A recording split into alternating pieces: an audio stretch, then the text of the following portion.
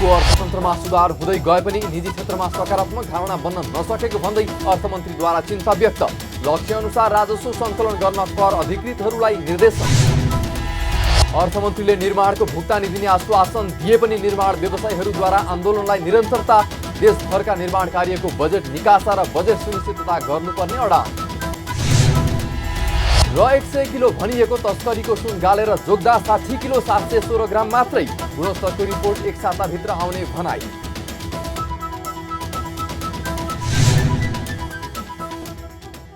नमस्कार, कारोबार समाचारमा स्वागत छ। अब समाचार विस्तारमा।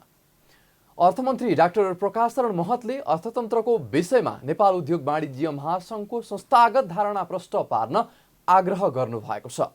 मङ्गलबार आन्तरिक राजस्व विभागले आयोजना गरेको व्यवस्थापन गोष्ठीमा बोल्दै अर्थमन्त्री महतले वर्तमान अर्थतन्त्रको विषयमा उद्योग वाणिज्य महासङ्घका अध्यक्ष र उपाध्यक्षको धारणा फरक भएको भन्दै संस्थागत धारणा स्पष्ट पार्न आग्रह गर्नुभएको हो। महासङ्घका अध्यक्ष चन्द्रप्रसाद ढकालले अर्थतन्त्र सकारात्मक रहेको भन्ने र वरिष्ठ उपाध्यक्ष अञ्जन श्रेष्ठले अर्थतन्त्र खराब हुँदा पनि सरकारले केही काम गर्न नसकेको आरोप लगाउनु राम्रो नभएको बताउनुभयो। उहाँले महासङ्घले अर्थतन्त्रका विषयमा नकारात्मक धारणा भन्दा पनि सकारात्मक भएर धारणा राख्न आवश्यक रहेको बताउनुभयो। उहाँले बिस्तारै बैंकको ब्याजदर घट्ने क्रममा रहेको भन्दै अर्थतन्त्र सकारात्मक बाटोमा रहेको पनि स्पष्ट पार्नुभयो। अहिले अर्थतन्त्र एउटा सकारात्मक बाटोमा हिँडेको छ, बिस्तारै ब्याज घट्ने क्रममा छ। अझ त्यहाँ आवश्यक जे जति फेसिलिटेसनका कुराहरू छन्, थप कुराहरू पनि राष्ट्र ब्याङ्क मार्फत आउँछ भन्ने मलाई विश्वास छ। त्यसकारण हामी यदि चाहिँ सकारात्मक अब पोजिटिभ डिरेक्सनमा हामी जानुपर्छ, जान सकिन्छ र यी कुरामा अझ चाहिँ सरकारले फेसिलिटेट गरोस् भन्यो भने त्यसले सार्थक परिणाम ल्याउँछ। अर्थमन्त्री महतले सरकारले आन्तरिक राजस्व र भ्याटलाई प्राथमिकता दिन नसकेको पनि बताउनुभयो। उहाँले तथ्याङ्कहरूले पनि धेरै सानो सङ्ख्याले 80% कर तिरिरहेको भन्दै त्यो भन्दा धेरै सङ्ख्या करको दायरामा आउन सक्ने अवस्था रहेको बताउनुभयो। उहाँले उनीहरूलाई कर लगाउँदा मर्का पर्ने अवस्था नभएको भन्दै त्यस्ता व्यवसायलाई करको दायरामा ल्याउनु पर्ने स्पष्ट पार्नुभयो। अर्थमन्त्री महतले चालु आर्थिक वर्षमा लक्ष्य अनुसार राजस्व सङ्कलन गर्न कर अधिकृतहरूलाई निर्देशन पनि दिनुभयो। जस्तै व्यवसायीहरूले मूल्य अभिवृद्धि कर भ्याट लगाउँदा व्यवसायीहरूले विरोध गर्ने गरेको गुनासो गर्दै व्यवसायीहरूले भ्याट लगाउनु हुन्न, बरु कर बढाउनु पर्छ भन्ने माग किन गरेको भन्ने कुराले आफू आश्चर्यमा परेको बताउनुभयो। जति पनि अहिले चाहिँ ट्याक्सको प्रस्ताव आन्तरिक पनि जति अहिले हामीले चाहिँ ट्याक्स बेस सिर्जना गर्न सकेका छौँ, त्यो पनि भ्यालु एडेड ट्याक्स दक्षिण एसिया वरिपरि काहीँ लागेकै थिएन। हामीले एउटा वैज्ञानिक ट्याक्सलाई चाहिँ इन्ट्रोड्युस गरेपछि त्यसले पनि अलि एक्सपान्ड गर्यो। पछिल्लो समयमा फेरि चाहिँ फिर्ता लिँदै त्यसको स्केलेटन मात्रै बाँकी थियो, त्यसलाई फेरि अलि भर्न कोसिस गरे हो। त्यसकारण त्यसलाई पनि नेगेटिभ उसमा चाहिँ लिनु चाहिँ भएन। र कतिपयले मलाई भनेको छ यो बढी ट्याक्स लगाइदिनुहोस्, बरु अर्को ट्याक्स लगाइदिनुहोस्, एक्साइज, यो चाहिँ भ्याट चाहिँ नलगाइदिनुहोस्। त्यसको कारण के हो? बढी तिर्न तयार तर भ्याटमा आउन नतयार। त्यसको कारण के रहेछ भनेपछि त केही कारण होला नि त। ट्याक्स ज्यादा भएको समस्या होइन, भ्याट लगाउँदा समस्या किन होला? यसलाई पनि हामीले गम्भीरताका साथ हेरौँ। कार्यक्रममा अर्थ सचिव अर्जुन प्रसाद पोखरेलले व्यवसाय बन्द गर्ने गरी करदातालाई अप्ठ्यारो पार्ने काम नगर्न कर्मचारीहरूलाई निर्देशन दिँदै राजस्व कर्मचारीहरूको काम करदातालाई दुःख दिने नभई करदातालाई सहजीकरण गर्नुपर्ने बताउनुभयो। उहाँले गोष्ठीमा प्रणालीगत सुधार कहाँ गर्ने, लक्ष्य अनुसार राजस्व सङ्कलन गर्न कार्ययोजना बनाउने गरी छलफल गर्न आग्रह समेत गर्नुभयो। व्यावसायिक क्षेत्रबाट आएका सुझावहरू पनि तपाईँकै इस्यु हुन्। त्यस हुनाले कर परिपालना बढाउँदै लैजाने, कर इन्फोर्समेन्ट गर्दै जाने र व्यवसाय फस्टायो भने, व्यवसाय प्रमोट भयो भने ट्याक्स आउने हो। त्यस हुनाले जहिले पनि हामी ध्यानमा के राख्नु पर्यो भने व्यवसाय सङ्कुचन भयो, तपाईँको गतिविधिले व्यवसाय बन्द भयो, सटर बन्द भयो भने त कहाँ ट्याक्स आउँछ? कहिले पनि सटर बन्द गर्ने हिसाबले हामी जाने होइन। हामीले सटर खोल्दै जाने हो, सटरमा माल थप्दै जाने हो, तर कर पनि लिँदै जाने हो। त्यो कुरामा तपाईँको क्षमता विकास गर्न जरुरी छ, प्रणाली विकास गर्न जरुरी छ। ती विषयलाई हेर्नुहोस्। कार्यक्रममा नेपाल चेम्बर अफ कमर्सका अध्यक्ष राजेन्द्र मल्लले करको दर भन्दा पनि दायरा बढाउन सके सरकारले राखेको लक्ष्य अनुसार राजस्व उठ्ने बताउनुभयो। अहिले पनि ठूलो संख्यामा व्यवसाय तथा व्यक्तिहरू कर प्रणाली बाहिर रहेकाले त्यसलाई समेट्न सक्नुपर्ने उहाँको भनाइ छ। जुन मोटामोटी अघि भर्खरै डाटा अनुसार 55,54,000 जुन कर डाटाहरू छन् भन्ने कुरा आयो र यसलाई अझ थप वृद्धि गर्नको लागि चाहिँ मैले पटक पटक चेम्बरको फोरमबाट भन्ने गरेको छु कि यो नागरिकता सँगसँगै प्यान कार्ड पनि वितरण गर्न सक्यो भने करको चाहिँ दायरा बढेर लगाउन सकिन्छ र चाहिँ यसको लागि हामीले चाहिँ समयमै यो चिज गर्न जिल्लासँग चाहिँ समन्वय गयो भनेदेखि दायरा बढेर जान्छ भन्ने कुरा म राख्न चाहन्छु। त्यस्तै नेपाल उद्योग परिसङ्घका उपाध्यक्ष वीरेन्द्र राज पाण्डेले अहिले निजी क्षेत्रको मनोबल घटेकाले यसलाई उकास्न आवश्यक रहेको बताउनुभयो। नेपालको राजस्व प्रणाली आयातमुखी भन्दा पनि उत्पादनमुखी हुनुपर्नेमा उहाँले जोड दिनुभयो। राज्यको नीति आयातमुखी भन्दा पनि उत्पादनमुखी हुनुपर्ने जरुरी छ। स्वदेशी उद्योगहरूको प्रवर्धन गर्ने नीति लिन आवश्यक छ। उत्पादनबाट प्राप्त हुने राजस्व दिगो हुन्छ, आयातबाट प्राप्त हुने राजस्व दिगो हुँदैन भन्ने स्पष्ट भइसकेको छ। त्यसैले अब हामी सबैको ध्यान स्वदेशी उद्योग प्रवर्धन गर्नेतर्फ केन्द्रित हुनुपर्दछ। यसका लागि माननीय मन्त्रीज्यूलाई विशेष अनुरोध गर्न चाहन्छु। सरकारले लक्ष्यअनुसार राजस्व सङ्कलन गर्न नसकेको त्यसको दबाब कर्मचारी तन्त्रमा पर्छ अनि कर्मचारी तन्त्रको दबाब निजी क्षेत्रमाथि पर्छ। यसै पनि निजी क्षेत्रको मनोबल खस्किएको अवस्थामा छ, त्यसमाथि राजस्वको दबाब निजी क्षेत्रमा पर्ने गरेको छ। त्यसैले सरकारको आय स्रोत दिगो र बलियो हुनुपर्छ। त्यसका लागि निजी क्षेत्रको लगानी प्रवर्धन गरिनुपर्ने, निजी क्षेत्रको मनोबल बढाउनुपर्ने जस्ता कामहरू गर्नुपर्छ। यसतर्फ हामी सबैको ध्यान केन्द्रित हुँदा त्यसको प्रत्यक्ष फाइदा मुलुकले नै पाउने हुन्छ। यसअघि कार्यक्रममा नेपाल उद्योग वाणिज्य महासङ्घका वरिष्ठ उपाध्यक्ष अञ्जन श्रेष्ठले चालु आर्थिक वर्षमा अर्थतन्त्रमा सुधारका सङ्केत नदेखिएको बताउनुभयो। उहाँले विगतमा दशैं तिहारमा व्यापार बढाउन एलसी खोल्ने, स्टक बढाउने काम व्यवसायीले गर्ने गरेको भए पनि यो वर्ष अर्थतन्त्र चलायमान हुन्छ र बजारमा माग बढ्छ भन्ने कसैलाई पनि अपेक्षा नभएको बताउनुभयो। उहाँले बजारमा आर्थिक गतिविधि नबढ्दासम्म राजस्व सङ्कलन बढ्न नसक्ने उल्लेख गर्नुभयो। राष्ट्रिय स्तरको पूर्वाधार विकास बैङ्कको रूपमा वित्तीय कारोबार गर्ने नेपाल इन्फ्रास्ट्रक्चर बैङ्क लिमिटेडको औचित्यमाथि सरकारी संयन्त्रले नै प्रश्न उठाएका छन्। काठमाडौँमा आयोजित एक कार्यक्रममा नेपाल सरकारका मुख्य सचिव वैकुण्ठ रियालले नेपाल पूर्वाधार विकास बैङ्क निफ्राको औचित्य र प्रभावकारिताबारे अध्ययन गर्नुपर्ने स्पष्ट पार्नुभयो। उहाँले निफ्रामाथि प्रश्न उठाउँदै निफ्राको प्रगतिका विषयमा असन्तुष्टि मात्रै व्यक्त गर्नु भएन, निफ्राले उद्योग क्षेत्रमा लगानी कति गर्यो भनी प्रश्न समेत गर्नुभयो। राष्ट्रिय, प्रादेशिक तथा स्थानीय स्तरका पूर्वाधार विकासका परियोजनामा लगानी गर्ने, पूर्वाधार विकास सम्बन्धी परियोजना सञ्चालन गर्ने, कम्पनीहरूको धितोपत्रमा लगानी गर्ने तथा परियोजना निर्माणका लागि आन्तरिक र बाह्य स्रोत जुटाउने मुख्य कार्यभार तोक्दै सरकारले 2075 फागुन 22 गतेबाट पूर्वाधार विकास बैङ्क सञ्चालनमा ल्याएको हो।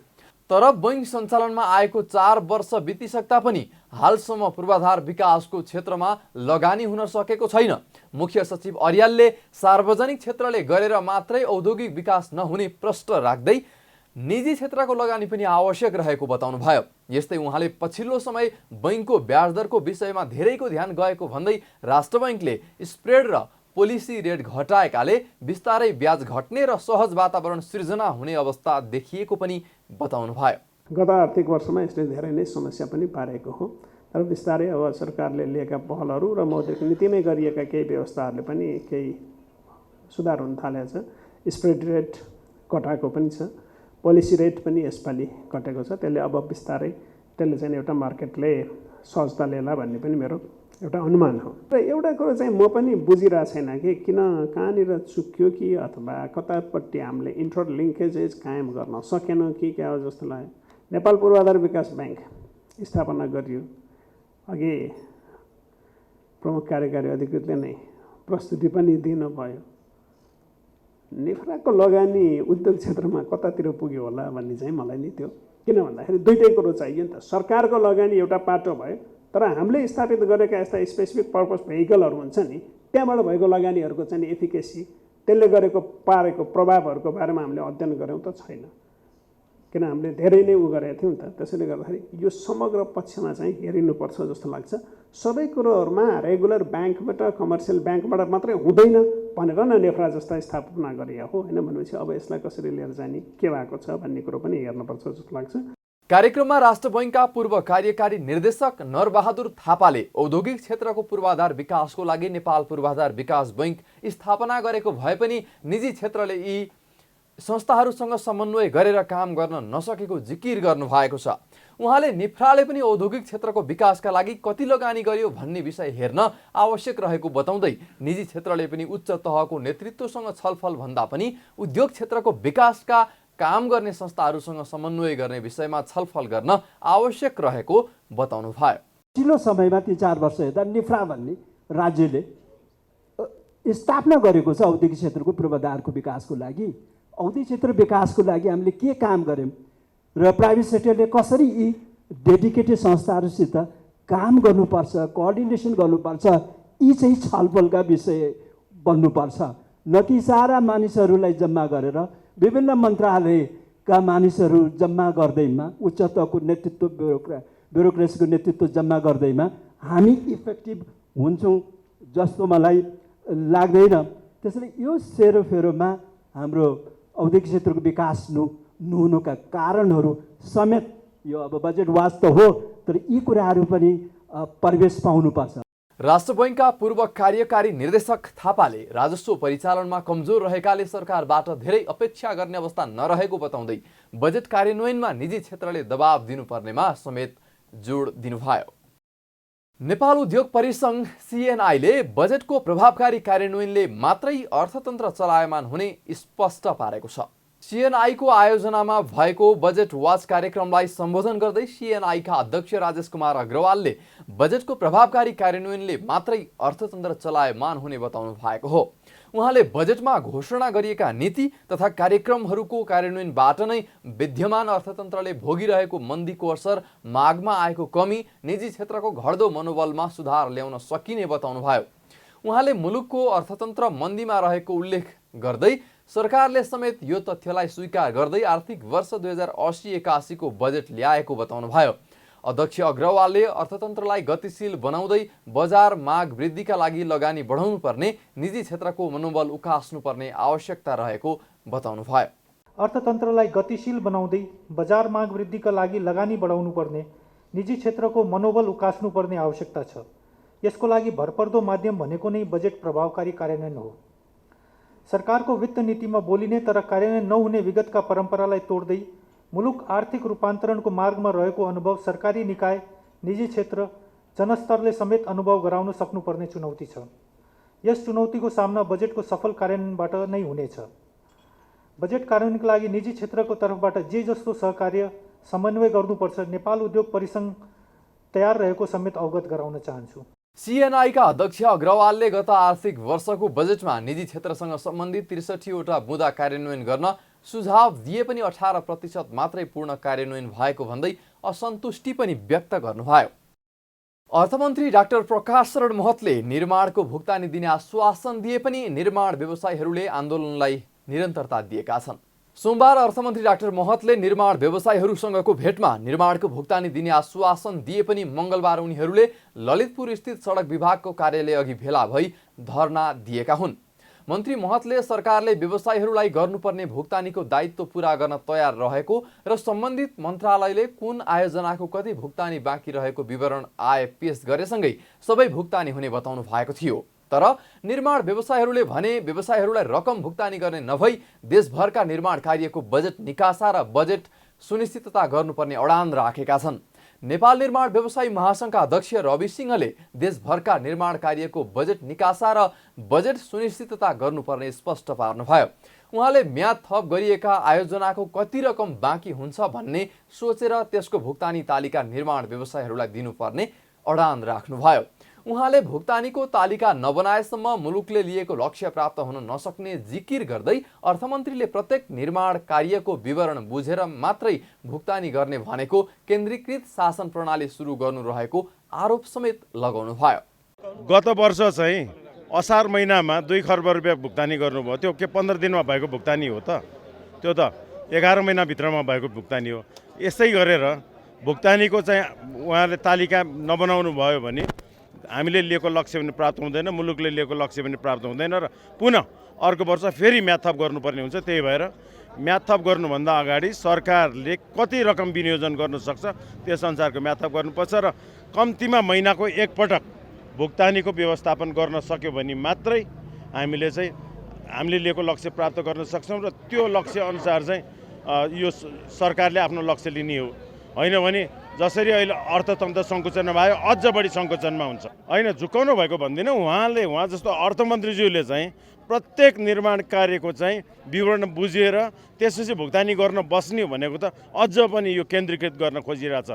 व्यवसायीहरूले सार्वजनिक खरिद अनुगमन अघि सार्वजनिक खरिद ऐन तथा नियमावली तत्काल संशोधन गर्नुपर्ने, सम्पूर्ण ठेक्काको एकमुष्ट म्याद थप गर्नुपर्ने लगायतका माग राख्दै आएका छन्।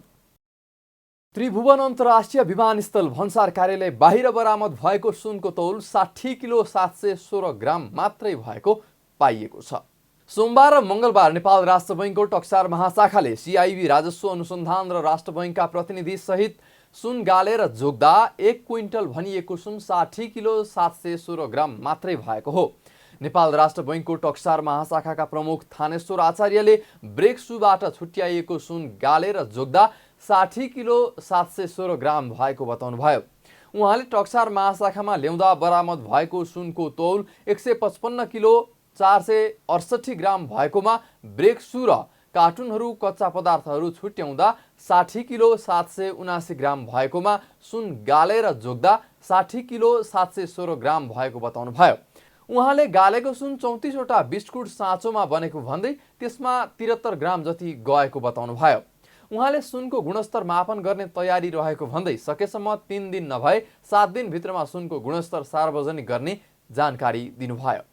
सबै पोकाहरूसहित 155 किलो 468 भएकोमा त्यसका ब्रेक सुजहरू, त्यसको कार्टुनहरू, त्यसका अन्य र मेटेरियलहरू छुट्याएर आएको तौल थियो 60 किलो 779 ग्राम र आज हामीले त्यसलाई गाल्ने काम गरेका छौँ र गालिसकेपछि धेरै ठुलो जर्ती गएन र गालिसकेपछि 60 किलो 716 ग्राम तपाईँको चाहिँ नै सुनको तौल आएको छ र यसमा चाहिँ 34वटा चाहिँ बिस्किट साँचोमा बनेका छन् र त्यसमा चाहिँ नि जर्ती 73 ग्राम मात्र गएको छ र यहाँहरूले बुझ्नुपर्ने कुरा के छ त भन्दाखेरि चाहिँ यो अब हामीले आरसे परीक्षणको लागि छुट्याएका छौँ र आरसे परीक्षण गरिसकेपछि यो सुनको गुणस्तर कति हो, प्योर सुन हो या कमजोर सुन हो,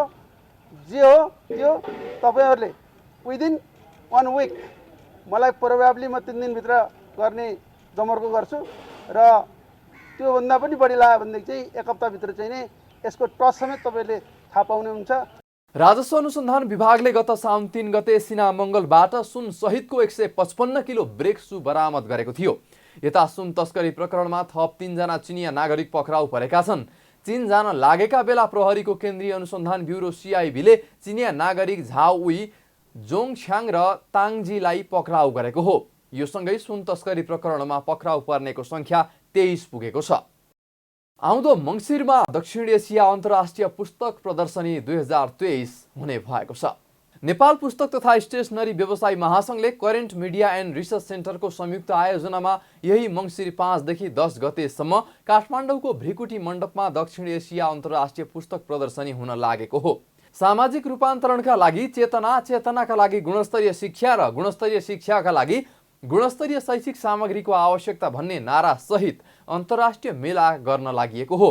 पत्रकार सम्मेलनमा महासंघका महासचिव शिव सागर शर्माले कोभिड महामारीको प्रभाव र आर्थिक मन्दीका कारण केही वर्ष मेलालाई निरन्तरता दिन नसकेको भन्दै यस वर्षदेखि निरन्तरता दिन लागि बताउनुभयो। उहाँले मेलामा चीन, अमेरिका, इजिप्ट लगायत दक्षिण एसिया क्षेत्रका प्रकाशक, उत्पादक तथा वितरकहरूको सहभागिता हुने जानकारी दिँदै प्रदर्शनीमा चाइना इन्टरनेसनल बुक ट्रेडिङ कर्पोरेसनलाई निमन्त्रणा गरिएको पनि बताउनुभयो। प्रदर्शनीमा देश तथा विदेशी उत्पादनहरू गरी 180 भन्दा बढी स्टल रहनेछ। एसिया अन्तर्राष्ट्रिय पुस्तक प्रदर्शनी आयोजना गर्न तयारीमा जुटेको सहर्ष जानकारी गराउन चाहन्छौँ। सामाजिक रूपान्तरणका लागि चेतनाका लागि गुणस्तरीय शिक्षा र गुणस्तरीय शिक्षाका लागि गुणस्तरीय शैक्षिक सामग्रीको आवश्यकता पर्ने कुरालाई आत्मसात गरी चीन, अमेरिका, इजिप्ट लगायत दक्षिण एसिया क्षेत्रका प्रकाशक, उत्पादक तथा वितरकहरूको सहभागिता रहनेछ। यस बृहत पुस्तक तथा शैक्षिक सामग्री प्रदर्शन कार्यक्रममा चाइना इन्टरनेसनल बुक ट्रेडिङ कर्पोरेसनलाई विशेष अतिथिका रूपमा आमन्त्रण गरेको कुरा अवगत गराउन चाहन्छौँ। देशभर करिब 15,000 भन्दा बढी व्यवसायहरूको छाता सङ्गठनहरूमा रहेको महासङ्घ यस महोत्सवमा 180 भन्दा बढी स्टलहरूमा देश तथा विदेशका विभिन्न उत्पादनहरू प्रदर्शनमा रहनेछन्। महासङ्घले 2064 सालदेखि वार्षिक रूपमा बृहत पुस्तक प्रदर्शनीहरू तथा शैक्षिक महोत्सवहरू गर्दै आएको छ। साताको तेस्रो कारोबारको दिन शेयर बजारमा 31 अङ्कमाथिको गिरावट आएको छ। मङ्गलबार शेयर बजार मापन गर्ने नेप्से परिसूचक 31.80 अङ्कले घटेर 2045.44 अङ्कमा झरेको हो। आज म्युचुअल फन्ड बाहेकका समूहले समग्र परिसूचक घटेको हो। म्युचुअल फन्ड समूहको परिसूचक 28.90% बढ्दा उत्पादनमूलक समूहको परिसूचक 4.26% घटेको छ। यस्तै वित्त, होटल र पर्यटन र जलविद्युत समूहको परिसूचक 2% भन्दा धेरैले घट्दा विकास बैंक, लगानी, जीवन बिमा, लघुवित्त र निर्जीवन बिमा समूहको परिसूचक 1% भन्दा धेरैले नै घटेको छ। बाँकी कारोबारमा आएका सबै समूहको परिसूचक 1% भन्दा कमले मात्रै घटेको छ। आज 278 कम्पनीको 56,03,000 किता शेयर 2,13,73,00,000 रुपैयाँ बराबरमा किनबेच भएको छ। आज भएको कारोबार रकम अघिल्लो दिनको तुलनामा भने केही बढी हो। अघिल्लो दिन कारोबार रकम 2,09,13,00,000 रुपैयाँमा सीमित भएको थियो। आज हिमालयन डिस्टिलरीको सबैभन्दा धेरै 20,55,00,000 रुपैयाँ बराबरको शेयर कारोबार हुँदा शिवम सिमेन्टको 18,05,00,000 रुपैयाँ बराबरको शेयर कारोबार भएको छ। सर्वाधिक शेयर कारोबार भएको हिमालयन डिस्टिलरीको शेयर मूल्य भने सबैभन्दा धेरैले घटेको छ। कम्पनीको शेयर मूल्य आज 7.69% घटेको हो। इमर्जिङ नेपालको शेयर मूल्य भने सबैभन्दा धेरै 5.18% बढेको छ। संसदीय समितिले दलित सम्बन्धी मुद्दा हेर्ने छुट्टै मन्त्रालय तोक्न सरकारलाई निर्देशन दिएको छ। राष्ट्रिय सभा अन्तर्गतको दिगो विकास तथा सुशासन समितिको मङ्गलबार सिंहदरबारमा बसेको बैठकले दलित सम्बन्धी मुद्दा हेर्ने छुट्टै मन्त्रालय नभएको निष्कर्ष निकाल्दै तत्काल तोक्न प्रधानमन्त्री तथा मन्त्री परिषद कार्यालयलाई निर्देशन दिएको हो। दलित सम्बन्धी विभेद र उत्पीडन हेर्ने छुट्टै मन्त्रालय तोक्न प्रधानमन्त्री तथा मन्त्री परिषदको कार्यालयलाई निर्देशन दिएको समितिका सभापति प्रकाश पन्थले जानकारी दिनुभयो। त्यसैगरी समितिले दलित समुदायको विभेद र उत्पीडनको अन्त्य गर्नका लागि समितिले तयार पारेको कार्ययोजना कार्यान्वयन गर्न पनि सरकारलाई सचेत गराएको छ। कार्यान्वयन भए गरेका कामहरूको अनुगमन गरी त्यसको प्रतिवेदन नियमित रूपमा बुझाउन पनि प्रधानमन्त्री तथा मन्त्री परिषदको कार्यालयलाई निर्देशन गरिएको पनि सभापति पन्थले बताउनुभयो।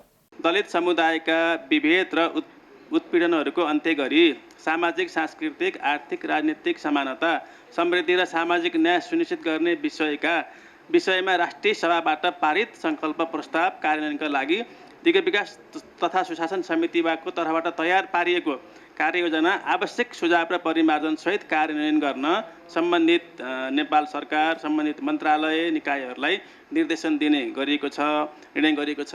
यसैगरी प्रस्तावित उक्त कार्ययोजना कार्यान्वयन र यसको अनुगमनका लागि चाहिँ प्रधानमन्त्री तथा मन्त्री कार्यालयले समन्वय गर्न र नियमित रूपमा यसको चाहिँ प्रतिवेदनहरू समितिलाई पठाइदिन पनि हामीले निर्देशन गरेका छौँ।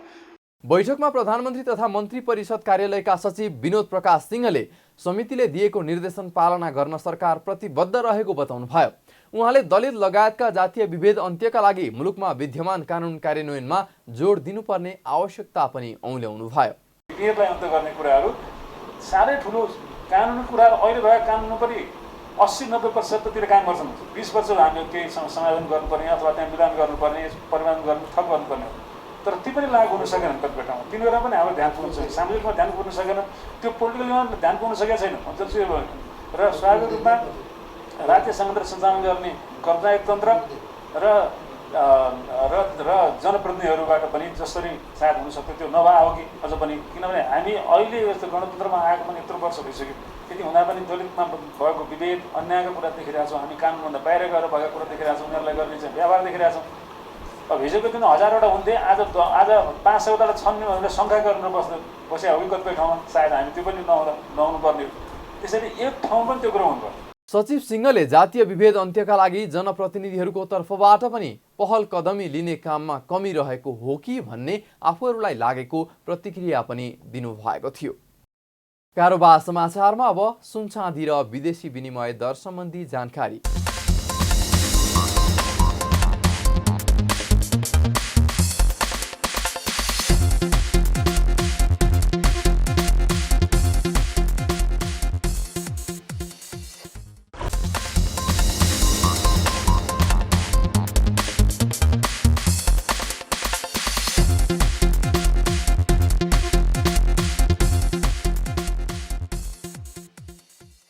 बिदा हुनु अघि अहिलेसम्मका प्रमुख समाचार फेरि एकपटक। मुलुकको अर्थतन्त्रमा सुधार हुँदै गए पनि निजी क्षेत्रमा सकारात्मक धारणा बन्न नसकेको भन्दै अर्थमन्त्रीद्वारा चिन्ता व्यक्त। लक्ष्य अनुसार राजस्व सङ्कलन गर्न कर अधिकृतहरूलाई निर्देशन। अर्थमन्त्रीले निर्माणको भुक्तानी दिने आश्वासन दिए पनि निर्माण व्यवसायीहरूद्वारा आन्दोलनलाई निरन्तरता। देशभरका निर्माण कार्यको बजेट निकासा र बजेट सुनिश्चितता गर्नुपर्ने अडान। र 100 किलो भनिएको तस्करीको सुन गालेर जोग्दा 60 किलो 716 ग्राम मात्रै। गुणस्तरको रिपोर्ट एक साताभित्र आउने भनाई।